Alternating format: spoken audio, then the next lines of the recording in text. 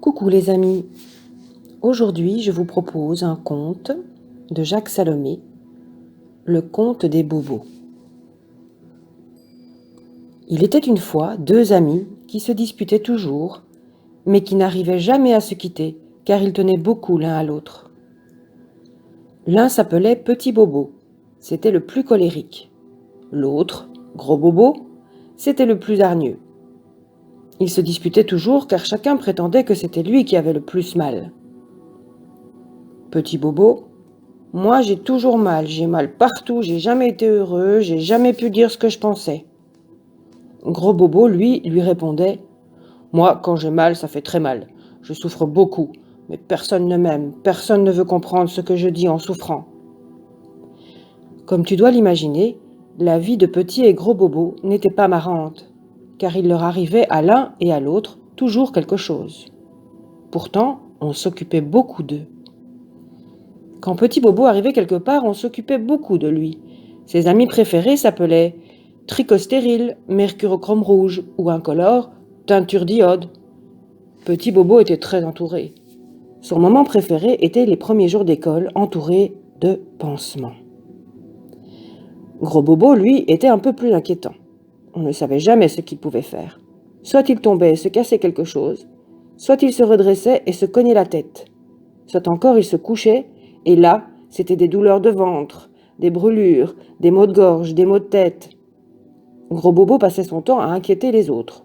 Ses amis préférés à lui s'appelaient docteur, chirurgien, kinésithérapeute.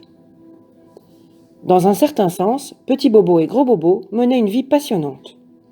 Il faut savoir que même s'ils se disputaient toujours, c'étaient des travailleurs consciencieux et très braves. Oui, je ne vous l'ai pas dit au début, mais Petit Bobo et Gros Bobo avaient tous les deux un métier très important. Oh, un métier pas très connu, car ils travaillaient plutôt dans l'ombre. Un métier difficile à expliquer, car Petit Bobo et Gros Bobo étaient, comment le dire simplement, des sortes de sentinelles et des explorateurs en même temps. Oui, c'était un travail d'une grande rigueur, qu'ils faisaient chacun très consciencieusement. Et surtout, c'était un travail où les jours de repos n'existaient pas. Ils travaillaient à temps plein et avec beaucoup d'enthousiasme, tu peux me croire. Il y a des jours où Petit Bobo et Gros Bobo ne savaient pas où donner de la tête. Et ces jours-là, ils n'avaient même pas le temps de se disputer. Tu vas certainement me dire: arrête de tourner autour du pot, dis-nous ce qu'était ce métier, qu'on sache à la fin à quoi ils servent, Petit Bobo et Gros Bobo. Eh bien, justement, je vais arrêter de tourner autour du pot et te parler de peau. Petit Bobo, ce jour-là, justement, était devenu un eczéma. Mais j'ai oublié de te dire que Petit Bobo et Gros Bobo étaient de véritables artistes. Ils étaient capables de changer de visage plusieurs fois par jour pour se déguiser en des milliers de personnages. Petit Bobo, par exemple, pouvait, d'eczéma, se transformer en urticaire, en psoriasis, en herpès, en acné, en verrue. Ah, les verrues, il aimait beaucoup ça, il aimait beaucoup ce déguisement multiple. Petit Bobo adorait les surprises. Il surgissait sans prévenir, quand une porte coinçait un doigt, quand un couteau dérapait, quand une marche d'escalier glissait. Petit Bobo, on peut le dire, ne ratait rien, il était vif comme l'éclair. Il s'arrangeait pour être là quand on s'y attendait le moins. Gros Bobo, lui, était un gros pâteau, plus lent.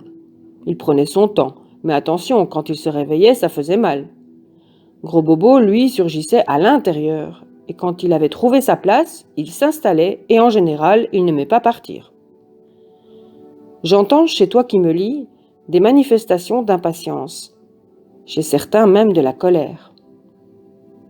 Elle va nous le dire, oui, ce foutu métier de Petit Bobo et de Gros Bobo.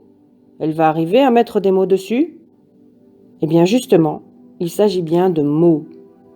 Le métier de Petit Bobo et de Gros Bobo consistait à essayer d'avertir, de prévenir ou de témoigner même que quelque chose n'allait pas à l'intérieur d'un petit garçon ou d'une petite fille ou d'un adulte. Oui, Petit Bobo et Gros Bobo étaient une sorte de langage, souvent mal entendu, car dès qu'ils apparaissaient, on essayait de les réduire au silence, de les bâillonner, de les supprimer même.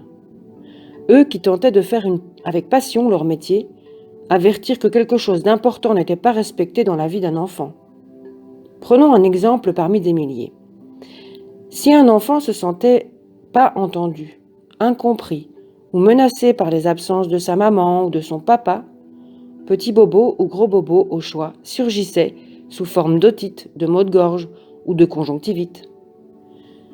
Quand un homme ou une femme se sentait en conflit à l'intérieur de lui-même en ayant dit « oui » alors qu'il ou elle avait envie de dire « non », quand il s'était senti obligé de faire quelque chose qui ne correspondait pas à ses croyances ou à ses valeurs, alors petit bobo, gros bobo arrivait, plein d'entrain sous forme d'angine, d'ulcère ou de mal au dos. À leur façon, vous l'avez compris, ils tentaient de dire ce qui n'avait pas pu être dit avec des mots. Petit bobo et gros bobo se dévouaient sans relâche pour alerter, pour mettre en garde enfants et adultes qui restaient prisonniers d'une situation inachevée, qui avaient mal vécu, qui n'acceptaient pas une séparation, la perte d'un être cher par exemple. La spécialité de gros bobo, c'était les problèmes de fidélité et de loyauté. Quand un enfant ou un ex-enfant ayant entendu les blessures cachées de ses parents tentait à sa façon d'en parler, de les révéler ou de les mettre à jour sous forme de maladies, d'accidents ou de violences reçues. Petit bobo, lui, était vraiment super pour tout ce qui touchait aux peurs et aux angoisses. Bon, je ne vais pas te dresser toute la liste des compétences de ces deux lascars, mais seulement insister pour te dire qu'ils méritent notre reconnaissance. Car inlassablement, ils tentent d'attirer notre attention sur notre façon de vivre, pas toujours en accord avec nos besoins réels. Ils tentent de nous alerter sur l'incohérence de certaines de nos relations, sur les blessures de l'âme et du cœur. Ils veulent nous rappeler qu'il y a un lien très important entre l'état de santé et le respect de soi. Et surtout, petits et grands bobos sont là pour nous permettre d'être plus cohérents dans nos choix de vie. Petits et grands bobos sont de véritables langages pour nous dire quand les mots nous manquent ou n'osent pas se dire.